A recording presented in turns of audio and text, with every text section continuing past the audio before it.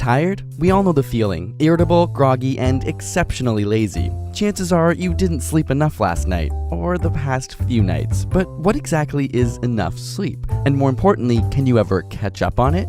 While the very function of sleep is still debated by scientists, we do know that it's necessary to function efficiently and productively. After all, we spend 24 years of our lifetime sleeping, it'd better be important. Researchers have tested how much is required each night by assigning groups of people to 4, 6, and 8 hours of sleep over extended periods of time. After 14 days, those with 8 hours of sleep exhibited few attention lapses or cognitive issues. However, those with 6 or 4 hours of sleep showed a steady decline. In fact, after only 2 weeks, the 6-hour group showed a similar reaction time to a person with a blood alcohol concentration of 0.1%, which is considered legally drunk. The 4-hour sleepers suffered even more, occasionally falling asleep during their cognitive tests. In both groups, brain function decreased day by day almost linearly with no sign of leveling off. Scientists have dubbed this cumulative effect as sleep debt. So can we recover from it? After a night or two of little sleep, studies show that the body and brain can fully recover with a few nights of good sleep.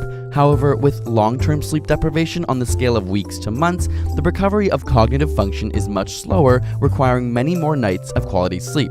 On the timescale of months to years, it's unknown whether brain function can be fully repaired or if it causes permanent damage. Paradoxically, with chronic sleep deprivation, your sleepiness or how tired you feel does eventually level off, meaning that you become less and less aware of your objective impairment over time. So how long should you sleep? Most studies tend to show that 7 to 8 hours of sleep is the average ideal for humans. Apart from the cognitive issues, individuals who consistently sleep less than 7 hours a night have an increased risk of heart disease, obesity, and diabetes, not to mention a 12% higher risk of death. On the flip side, studies have shown that while sleeping more than 8 hours does not impair brain function, it also carries an increased risk of heart disease, obesity, and diabetes, and a 30% increased risk of mortality. So too much sleep may also be a bad thing. But variation most certainly exists, and our genetics play a large role. In fact, individuals genuinely unaffected by only 6 hours of sleep were found to have a mutation of a specific gene. When scientists genetically engineered mice to express this gene,